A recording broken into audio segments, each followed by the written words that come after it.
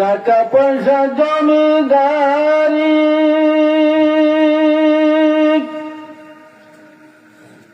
আর কত করবে বাহাদুরি,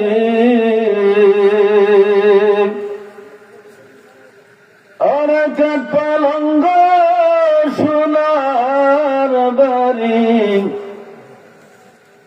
অনেক পালঙ্গ সোনার বাড়ি, তুই কার দিয়া যাবি রে কবর দেশে যাইয়া, তুই একলা কবরে কেমনে শুবি রে তোর ভাই বেরাদর সাইয়া রে কবর দেশে যাইয়া।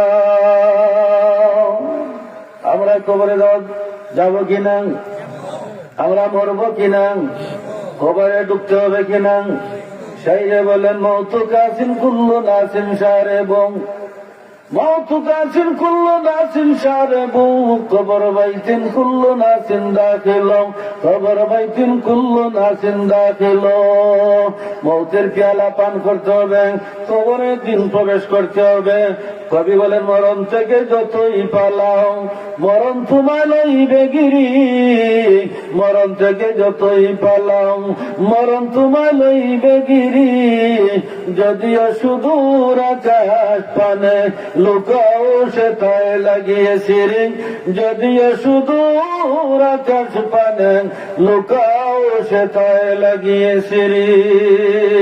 মরণ থেকে লুকানোর কোন সুযোগ আসেনি, জোরে বলেন আসেনি? এজন্য মরণের প্রস্তুতি নেওয়ার দরকার আছে কি নাই? রসুলপুর বন্দর এলাকার মানুষেরা, আজকের এই মাহফিল হলো আপনাদের জন্য গনিমত। এই মাহফিল থেকে আমরা বাড়িতে যখন যাব, ওই বাড়িতে যাওয়ার পরে আমরা সকালই সময় জীবিত হয়ে উঠতে পারবো কিনা তার কোনো গ্যারান্টি নাই, জোরে বলেন ঠিক কিনা?